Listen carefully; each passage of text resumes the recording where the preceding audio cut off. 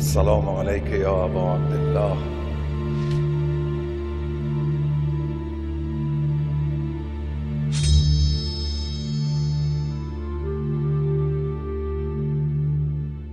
شروع کرتا ہوں خداوند کریم کے بابرکت نام سے.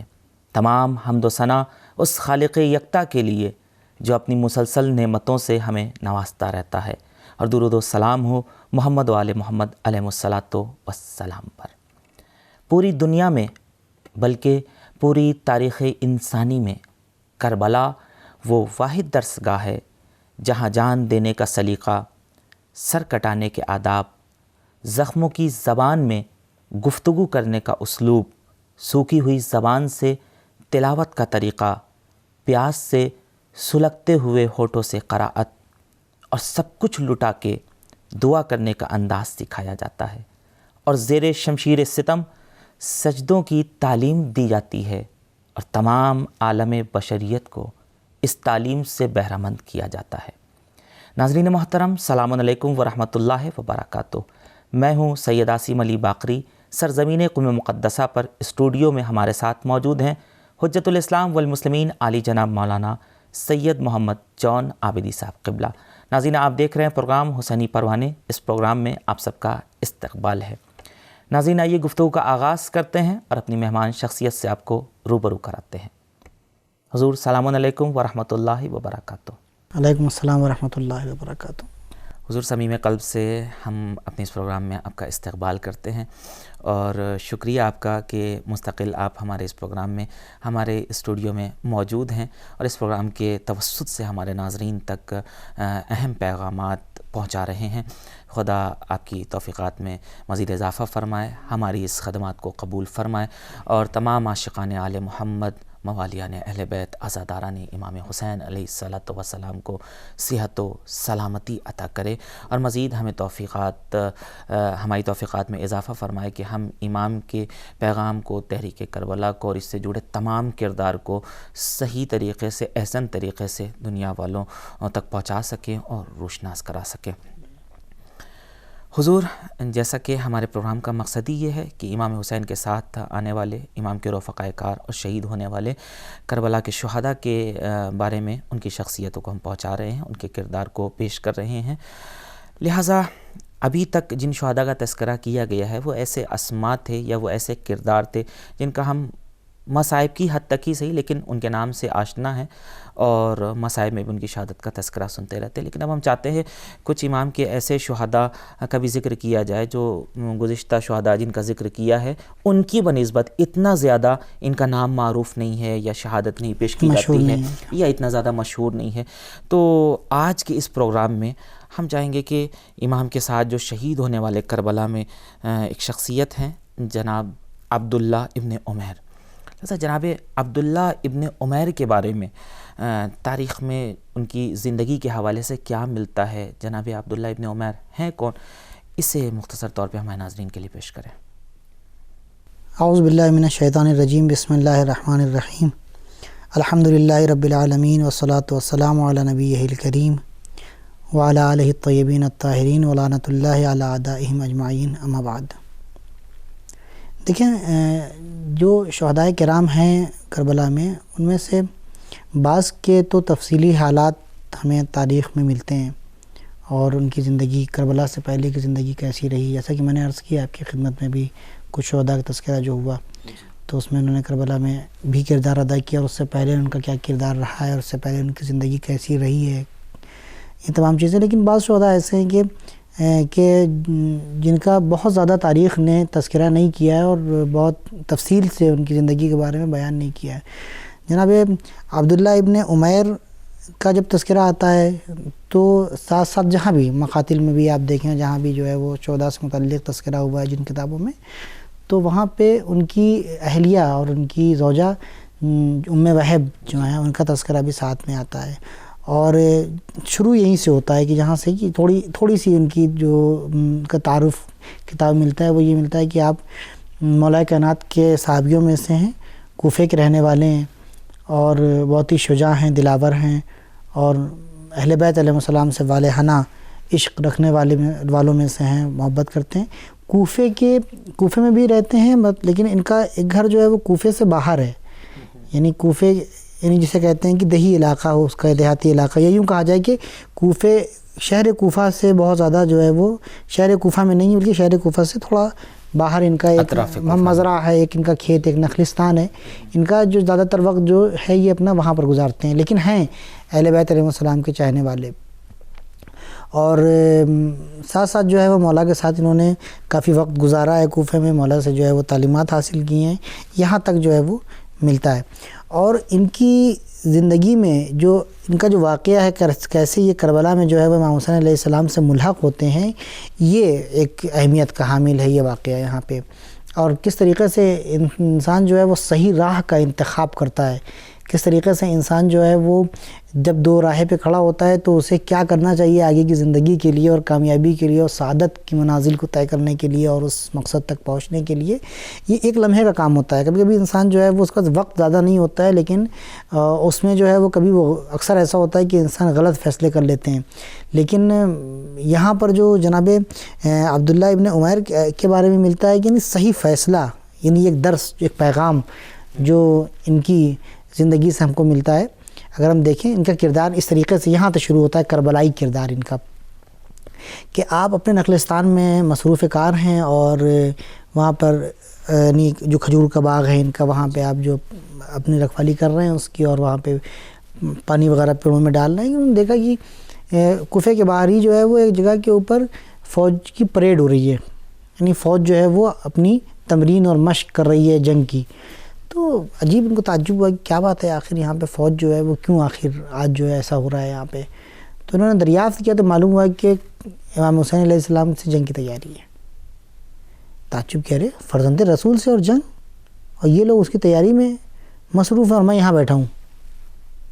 یعنی یہاں تو فرزند رسول کو جو ہے وہ مارنے کی تیاری ہے، ان کو قتل کرنے کی تیاری ہے، اور یہاں پر میں یہاں کیا کر رہا ہوں. تو فوراً اس وقت انہوں نے جو ہے وہ کہا کہ قسم خدا کی مجھے ہمیشہ سے راہ خدا میں جنگ کرنے کی، جہاد کرنے کی، راہ خدا میں اللہ کی راہ میں قربان ہو جانے کی ہمیشہ سے میں حریص رہا ہوں، اس کا مجھے ہمیشہ سے اس کی تمنا رہی. سبحان اللہ. تو کیوں نہ میں جا کر مولا کے اوپر اپنی جان قربان کروں. اور یہ چیز اگر میں مولا کے اوپر جان قربان کرتا ہوں اور مولا کی طرف سے ان ظالموں سے جا کر جنگ کرتا ہوں اور ان ظالموں سے جا کر مولا کی طرف سے جو ہے وہ دفاع کرتا ہوں، تو اس کا ثواب، یعنی خود کہہ رہے ہیں، اس کا ثواب مشرکین سے جنگ کرنے سے کم نہیں ہے. یعنی یہاں پر یہ بھی ایک لمحے میں انہوں نے جو ہے وہ اپنا فیصلہ کیا. ارے یہاں پہ جو ہے یہ لوگ ہیں، جبکہ خوف تھا، ڈر تھا، ہو سکتا ہے کہ جو ہے وہ امام حسین کی طرف جانے لگے ہیں تو لوگ پکڑ لیں، لیکن یہ اپنا فیصلہ کیا، فوراً صحیح راستے کا انتخاب کیا. یعنی ہماری زندگی میں بھی بہت سے مراحل ایسے آتے ہیں کہ جہاں پر ہم دو راہ پہ کھڑے ہوتے ہیں، اور دو راہ پہ کھڑے ہونے کے بعد جو ہے وہ صحیح فیصلہ نہیں کر پاتے ہیں. درس یہ ہے کہ صحیح فیصلہ کرنے کے لیے اللہ کی طرف سے استعانت، یعنی اللہ سے مدد طلب کرنا بہت ضروری ہے. واللہ قسم خدا کی، یعنی اب اللہ یاد آ رہا ہے، خدا جو ہے وہ ذہن میں ہے، پروردگار. یعنی جب دو راہ پہ کھڑے ہوں تو فوراً اہل بیت علیہ السلام سے توسل کریں. یہ دیکھیں کہ کون سا راستہ نیک ہے. دور اندیشی یہاں پہ سمجھ میں آتی ہے انسان کی، اور دور اندیش ہیں چونکہ صحابی مولا متقیان ہیں، جناب امیر کے صحابی ہیں، جناب امام حسن کے صحابی ہیں، جناب امام حسین علیہ السلام سے محبت کرتے ہیں اور چاہتے ہیں کہ مولا کی خدمت میں پہنچ جائیں. اور وہ جذبہ مولا کی حفاظت کا اور مولا کے اوپر جو ہے وہ جان قربان کرنے کا اور خود رائے خدا میں اپنی جان قربان کر دینے کا، ہمیشہ سے اس بات کا حریص رہا ہوں. یعنی یہ جذبہ انسان کی زندگی میں رہے. یعنی انسان اپنے دل میں یہ جذبہ، ہر مسلمان، ہر شیعہ کے لیے ضروری ہے کہ اس کے دل میں یہ جذبہ رہے کہ ہمیں جہاد کرنا ہے. اور جہاد کون سا جہاد کرنا ہے؟ سب سے پہلے اپنے نفس سے جہاد کرنا ہے. یہ تمام چیزیں ہیں کہ اہل بیت علیہ السلام نے کہا کہ جہاد کی مختلف قسمیں ہیں. یہ بعض مقامات کے اوپر انسان کہتا ہے نہیں جہاد کا مطلب خالی جو ہے وہ تلوار سے جنگ کرنا، خالی یہ نہیں ہے، یہ قتال ہے. رائے خدا میں قتال، قرآن نے اس کو قتال کہا ہے. ورنہ جہاد بالنفس ہے، جہاد بالقلم ہے، جہاد باللسان ہے. یعنی تم اگر رائے خدا میں اگر امام حسین علیہ السلام کی خدمت کرنا چاہتے ہو اپنی زبان سے تو وہ جہاد باللسان ہو جائے گا. اپنی قلم سے، قلمی کاوشوں سے اگر جو ہے وہ اہل بیت علیہ السلام کی تعلیمات کو عام کر رہے ہو تو یہ جہاد بالقلم ہو جائے گا تمہارا. اگر تم اپنے اوپر اپنے اگر ہم اپنے اوپر اور اپنے نفس کے اوپر اور شہوانی جو خواہشات ہیں ان کے اوپر اور وہ تمام دنیاوی چیزوں کے لگاؤ سے جو ہے وہ بچنے کے اوپر جو ہے قابو کر لیتے ہیں تو یہ جہاد بھی نفس ہو جائے گا. اور یہ جہاد جو ہے وہ پہلے کہتے ہیں کہ جہاد یعنی بالسیف جو ہے وہ یعنی قتال فی سبیل اللہ سے بڑا جہاد یہ ہے کہ پہلے یہ جہاد ہم کریں، اس کے اپنے آپ کو پاک و پاکیزہ کریں. چونکہ یہ صحابی امام ہیں اور مولا کے صحابی ہیں، لہذا پہلے سے انہوں نے اپنے آپ کو پاک و پاکیزہ کیا، اس لیے جو ہے وہ بر وقت صحیح فیصلہ کرنے میں اور صحیح فیصلہ لینے میں یہ کامیاب ہو گئے. نہیں، یہ لوگ یہاں پہ مولا کو شہید کرنے کی تیاری کر رہے ہیں، قتل کرنے کی تیاری کر رہے ہیں، اور میں یہاں بیٹھا ہوں، جبکہ یہ میری آرزو ہے کہ میں جو ہوں جہاد کروں. فوراً جو ہے وہ آئے ہیں اپنی زوجہ کے پاس، جناب ام وہب کے پاس. اب دیکھیں یہاں پہ زوجہ کا کردار بہت اہم ہے. آتے ہیں، آنے کے بعد تذکرہ کرتے ہیں تو زوجہ اور شوہر کے درمیان موافقت ہوتی ہے اور فوراً وہاں سے رات میں ہی جو ہے وہ کوفے سے روانہ ہو جاتے ہیں کربلا کے لیے. اور کربلا پہنچنے کے بعد جب یہ کربلا میں پہنچتے ہیں تو 8 محرم ہے جب یہ کربلا پہنچے ہیں اور مولا سے ملاق ہوتے ہیں وہاں پر، اور اپنے آپ کو مولا سے ملا دیتے ہیں اور مولا سے وہی اعلان وفاداری، اور اس کے بعد پھر مولا کے ساتھ ہیں اور انتظار ہے کہ کب جو ہے وہ مولا کے طرف سے جو ہے ان کی محافظت اور ان کی دفاع میں تلوار اٹھانے کا موقع ملے.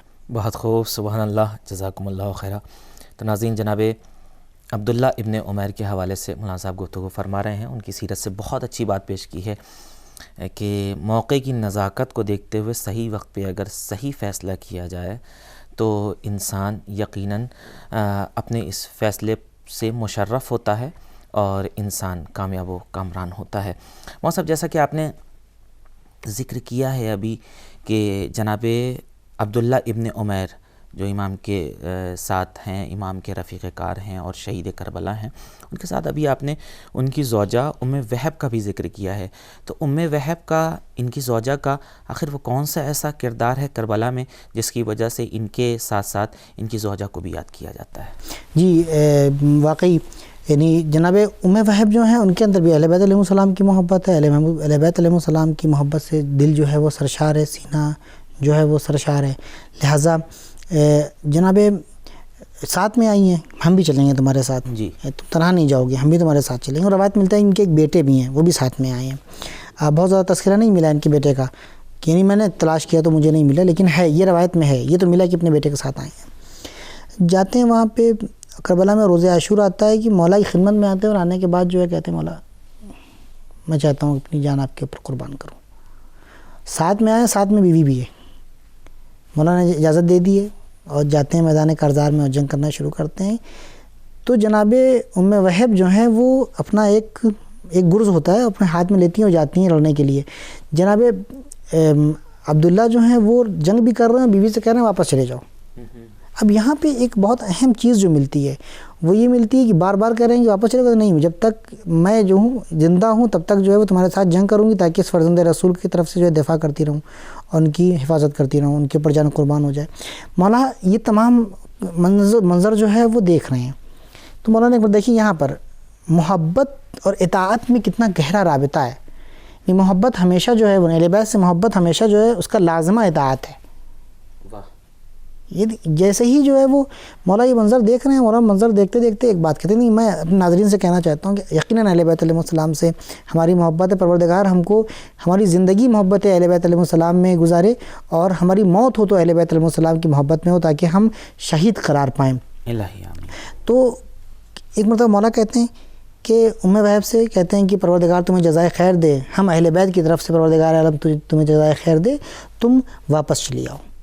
یعنی وہ جنگ میں مصروف ہیں باقاعدہ، اپنے شوہر کے ساتھ جو ہے وہ ان کے شانہ بہ شانہ جنگ کر رہی ہیں. لیکن جب مولا نے ایک مرتبہ کہہ دیا کہ واپس چلیے اور جاؤ، جا کے تم جو ہے خیمے میں ہماری خواتین کے ساتھ بیٹھ جاؤ، تو جناب ام وہب جا کے بیٹھ جاتی ہیں. یعنی ایک لمحہ، ایک لفظ کہا ہے مولا نے، محبت ہے تو اطاعت ہے. یہ کہہ سکتی ہیں مولا بس ہم جنگ کر رہے ہیں، بس 2 منٹ میں جو ہے وہ بس بہت جلدی جو ہے وہ ہم جام شہادت پینے والے ہیں، یا آپ کے اوپر جو ہے وہ حملہ کرنے والوں کی تعداد زیادہ ہے، یا ہم آپ کے جانثاروں کی تعداد کم ہے. مولا ہم آرگیومنٹ کر سکتی تھیں، کچھ نہ کچھ باتیں جو ہے وہ کر سکتی تھیں ان کے ساتھ، یعنی دلیل دے سکتی تھیں، قانے کر سکتی تھیں مولا کو. لیکن جیسے ہی مولا نے کہا کہ واپس آ جاؤ، فوراً واپس آ جائیں. یہ چیز ہم کو جو ہے وہ وہی جناب عباس علیہ الصلوۃ والسلام ہماری جانیں فدا ہو جائیں فرزند امیر المومنین کے اوپر، کہ فرماتے ہیں کہ جیسے ہی وہ خط کھینچا تھا اور مولا نے کہا تھا کہ عباس ہم جنگ کرنے کے لیے نہیں آئے ہیں، واپس چلے، اور فوراً واپس چلے. یہ اطاعت کی بہت اعلیٰ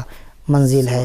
تو ہمارے لیے ضروری ہے کہ ہم محبت صرف جو ہے وہ نہ ہو، بلکہ اطاعت لازمہ ہے محبت کا. بہت خوب، سبحان اللہ، جزاکم اللہ خیرہ. تو ناظرین، جناب عبداللہ ابن عمیر اور ان کی زوجہ ام وہب کے حوالے سے گفتگو ہو رہی ہے. کربلا سے اگر اطاعت سیکھنی ہے تو کربلا سے صبر سیکھنا ہے، تو کربلا سے پیروی اتباع سیکھنا ہے، تو کربلا سے.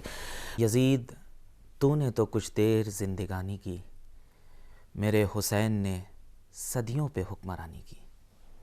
ناظرین، ایک بار پھر سے ہم آپ کا استقبال کرتے ہیں. آپ دیکھ رہے ہیں پروگرام حسینی پروانے، اور ہم گفتگو کر رہے تھے جناب عبداللہ ابن عمیر اور ان کی زوجہ ام وہب کی زندگی کے حوالے سے.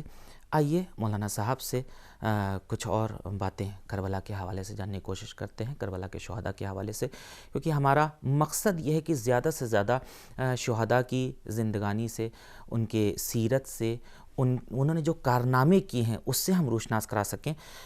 لہٰذا کچھ پروگرامز میں ہم ایسا بھی کریں گے کہ ایک پروگرام میں 2 امام کے چاہنے والوں کی اور شہداء کربلا کی زندگی کو پیش کریں گے.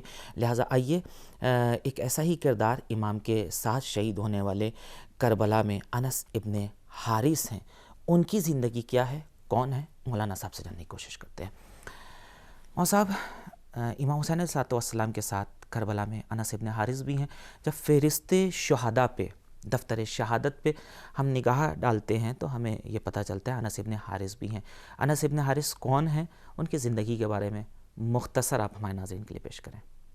جی بے شک، بہت ہی اہم شخصیت ہیں جن کا تذکرہ ہونا چاہیے عام طور سے جناب انس کا، اور نہیں ہوتا ہے. اور اس کی وجہ ہوتی ہے کہ وقت محدود ہوتا ہے، اور جو مشہور شہداء ہیں جن کے بارے جو معروف ہیں عام طور سے ان کا تذکرہ اور ان کے مصائب چونکہ پڑھے جاتے ہیں، اور یہ ایک رواج چلا آ رہا ہے ایک عرصے سے، تو عام طور تذکرہ نہیں ہوتا ہے. ایک اچھا موقع ہے یہ، اور ایک اچھی اپارچونیٹی ہمارے لیے ہے کہ ہم جو ہے وہ یہاں پر ان شہداء کا تذکرہ کر رہے ہیں، کہ خاص طور سے وہ شہداء کی جو بہت زیادہ معروف نہیں ہیں.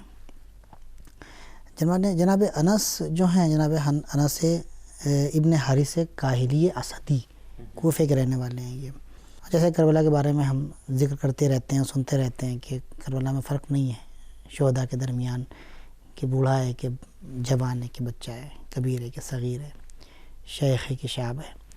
تو جناب ابن حارث یعنی انس ابن حارث جو ہیں، یہ ان کا جو سب سے بڑا خاصہ اور سب سے بڑی فضیلت کربلا سے پہلے وہ یہ ہے کہ یہ رسول خدا کے صحابی ہیں، اور ایک سن رسیدہ مولا کے جانثار ہیں، جن کی اچھی خاصی عمر ہو چکی ہے، 80-85 سال 90 سال کے قریب کی عمر ہے ان کی، 80 سال کی عمر ہے. ان تاریخ میں واضح طور پہ عمر نہیں لکھی، لیکن سن رسیدہ کا ہے کہ کمر جھکی ہوئی ہے، اور پلکیں جو ہیں وہ آنکھوں کے اوپر آ گئی ہیں، یعنی کھال جو ہے وہ آنکھوں کے اوپر آ گئی ہے.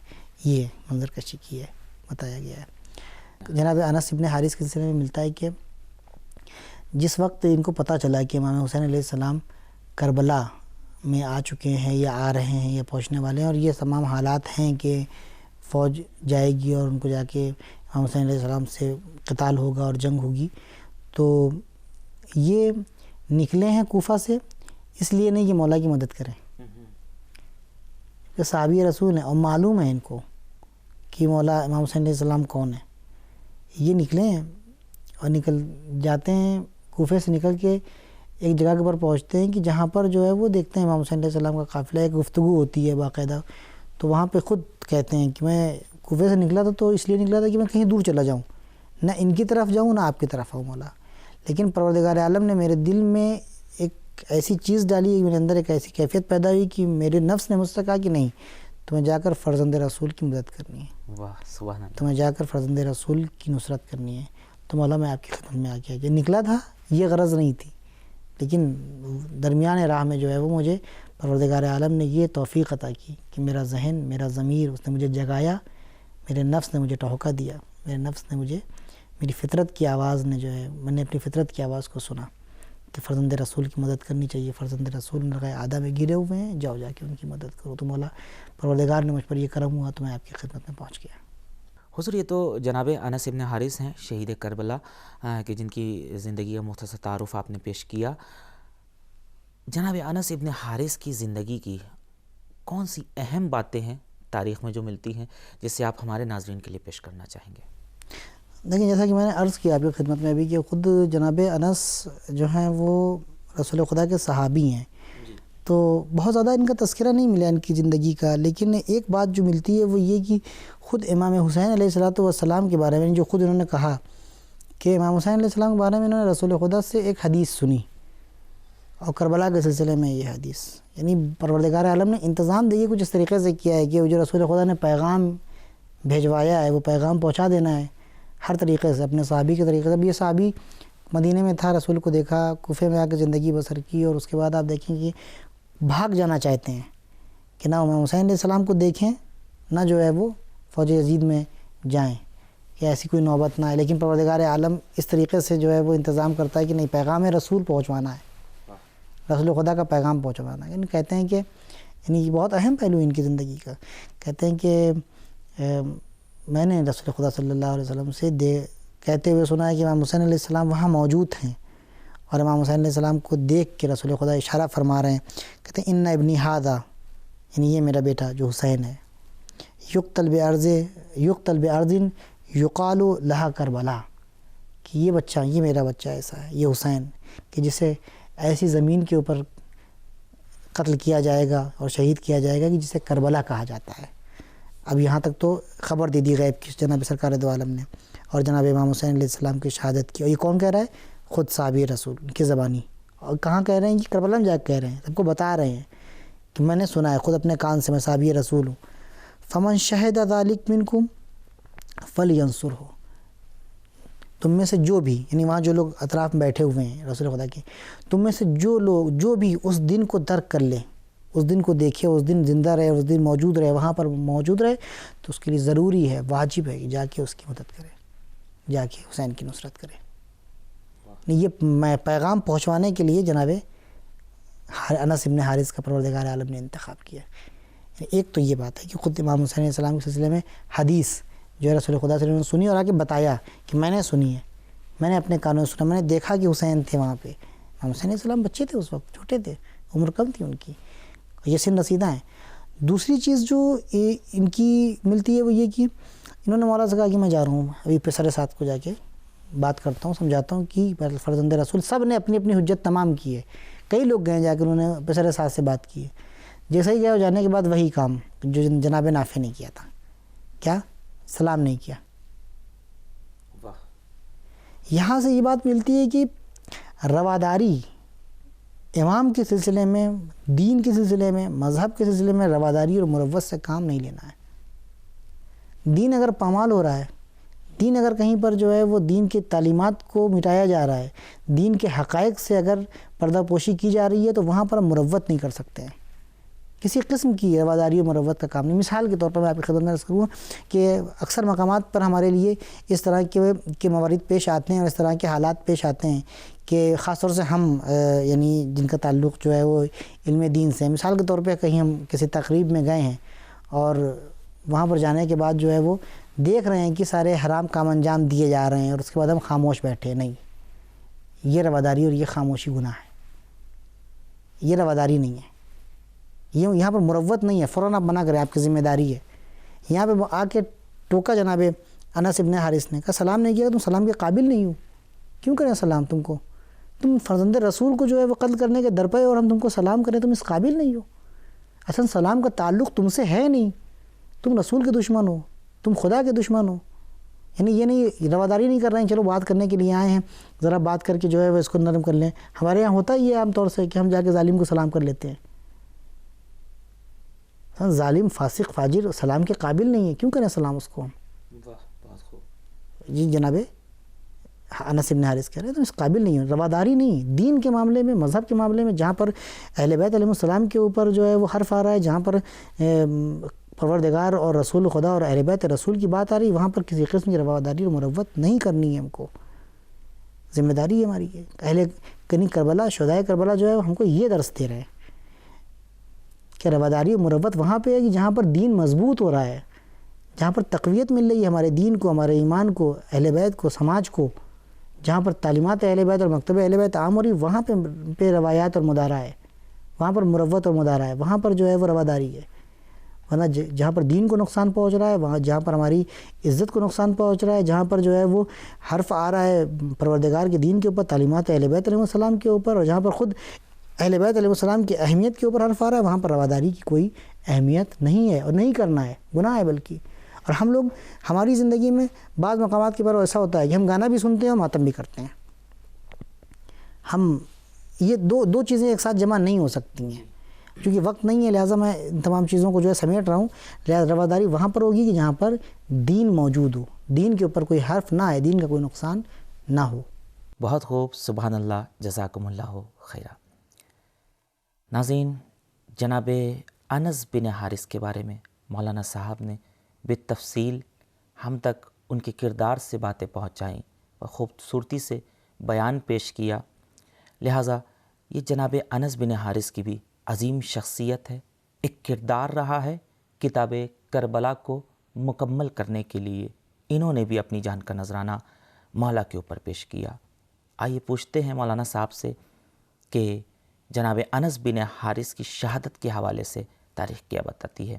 حضور، جناب انس بن حارث کی اس عظیم شخصیت کا جیسا آپ نے ذکر کیا ہے، لہذا ہم جاننا چاہیں گے کہ جناب انس بن حارث کے بارے میں تاریخ کیا بتاتی ہے، ان کی شہادت کی کیفیت کیا رہی؟ جیسا کہ ابھی آپ نے فرمایا کہ ان کی شہادت نہیں پڑھی جاتی ہے، تو عام طور سے شہادت نہ پڑھنے کی ایک وجہ یہ ہے، جو جن شہداء کی شہادت بہت زیادہ نہیں پڑھی جاتی ہے، ان کا تذکرہ اس کی ایک وجہ یہ ہے کہ بہت زیادہ شہادت کا واقعہ اور ان کی کیفیت شہادت جو ہے وہ تاریخ میں روایت میں نہیں ملتی۔ بس اتنا سا تذکرہ آتا ہے کہ مثلا فلاں شخص آیا اور آنے کے بعد جو ہے فلاں صحابی آیا، مولا سے اجازت طلب کی اور میدان جنگ میں گیا اور جانے کے بعد شہید ہو گیا۔ تفصیل سے نہیں ملتی ہیں باتیں، تو اس لیے بھی ہوتا ہے کہ ان کی شہادت کو نہیں پڑھا جاتا ہے۔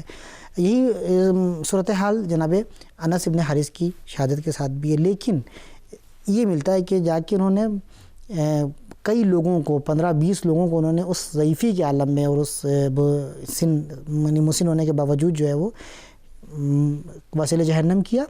لیکن شہادت سے پہلے کی جو تیاری ہے یہ خود جو ہے اپنے اندر ایک پیغام لے کے آتی ہے، تیاری بیان کرتی ہے کہ خود اپنے اندر ایک پیغام رکھتی ہے جو تیاری شہادت کی کر رہے ہیں۔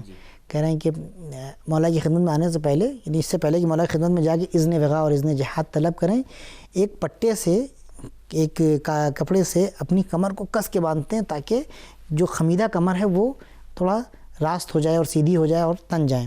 اور اس کے بعد جو پلکیں ان کی آنکھوں کے اوپر آ گئی ہے تو اس کو ایک پٹی سے باندھ کے اوپر کرتے ہیں تاکہ یہ دکھائی دے کہ مولا کے سامنے جا کے اس طریقے سے اپنے آپ کو ظاہر کریں کہ ہم مستعد ہیں اور ہم آمادہ ہیں۔ ہم جس طریقے سے علی اکبر اور قاسم اور دیگر جوانان جنہوں نے جا کر آپ کے اوپر جان قربان کریں گے، ہم جو ہیں اس طریقے سے ہیں مولا، لہٰذا مولا ہم کو جلدی اذن جہاد اور اذن وغا دے دیں، اور اس عالم میں گئے۔ یعنی اس سے یہ ملتا ہے کہ اگر مولا کی نصرت کرنا ہے اور دین کا کام کرنا ہے اور اہل بیت علیہ السلام کی خدمت کرنی ہے تو یہاں پر کاہلی، سستی اور عذر خواہی اور بہانہ بنانا اور جو ہے عذر تراشنا اور بہانے لے کے آنا کہ ایسا تھا اور ویسا تھا، یہ نہیں ہونا چاہیے۔ یعنی یہ بتانا چاہ رہے ہیں جناب انس کہ دیکھو میں ضعیف ہوں، میں بزرگ ہوں، میں مسن ہوں، میری ایک سن گزر چکا ہے، میں ناتوان میں تلوار اور شمشیر شاید میرے لیے اٹھانا بھاری ہو، کیونکہ 80-85 سال کی عمر ہے، ہو سکتا ہے کہ شمشیر بھاری ہوتی ہے، چلانا میرے لیے مشکل ہو، لیکن جب نصرت امام کا موقع ہے تو میں اپنے آپ کو آمادہ کر رہا ہوں، میں اپنے آپ کو تیار کر رہا ہوں۔ یہ بہت بڑا پیغام ہے جناب، یعنی اس عمل نے ان کے جو ہے وہ بہت بڑا پیغام ہمارے لیے چھوڑ دیا ہے دنیا والوں کے لیے، اور خصوصاً اہل بیت علیہ السلام کے والیان اور ان کے چاہنے والوں اور ان کے شیعوں کے لیے کہ دیکھو تیاری ضروری ہے، بہانہ نہیں چاہیے ہم کو۔ اہل بیت بہانے والوں کو پسند نہیں کرتے ہیں، اہل بیت کاہل کو پسند نہیں کرتے ہیں، اہل بیت سست انسان کو پسند نہیں کرتے ہیں۔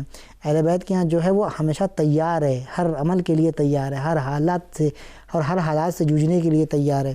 دیکھو ہم جو ہیں وہ اس سن تک پہنچنے کے بعد یہی چیز جناب حبیب نے مظاہر کے سلسلے میں بھی ملتی ہے ہماری زندگی میں۔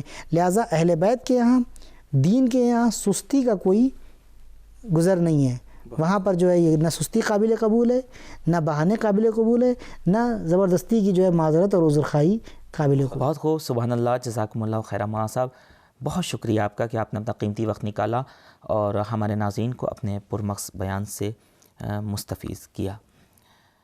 تو ناظرین، مولانا صاحب نے جیسا بیان کیا میں خلاصتاً آپ کے سامنے پیش کر رہا ہوں کہ دین بیجا رواداری کا نام نہیں ہے. یقیناً یہ فیکٹ ہے، یہ حقیقت ہے. دین میں بیجا کمپرومائز نہیں ہے، دین میں جبر نہیں ہے انسان کے اوپر، لا اکراہ فی الدین.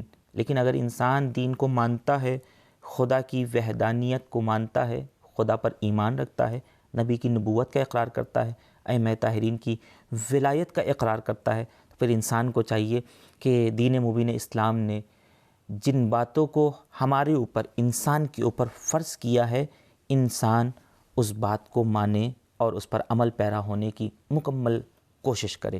دین اس بات کی ہرگز اجازت نہیں دیتا ہے کہ کچھ باتیں اسلام کی کر لی جائیں، کچھ اوصاف کفر و شرک کے اپنا لیے جائیں، بلکہ دین ہم سے یہ چاہتا ہے کہ ہم دین مبین پر رہیں، دین اسلام پر رہیں تو مکمل مسلمان ہو کے رہیں. ناظرین، آج بھی ہم نے اپنے پروگرام میں 2 شہداء کا ذکر کیا، ان کی زندگی کو پیش کیا. انشاءاللہ آپ نے اس سے استفادہ کیا ہوگا اور آپ اپنے اذہان عالیہ میں بھی اسے محفوظ رکھیں گے. وقت تمام ہوا، ہمیں دیجیے اجازت، اس امید کے ساتھ کہ نیکسٹ ایپیسوڈ میں ہم آپ کی خدمت میں پھر سے حاضر ہوں گے. دیکھنا نہ بھولیے گا پروگرام حسینی پروانے. خدا حافظ.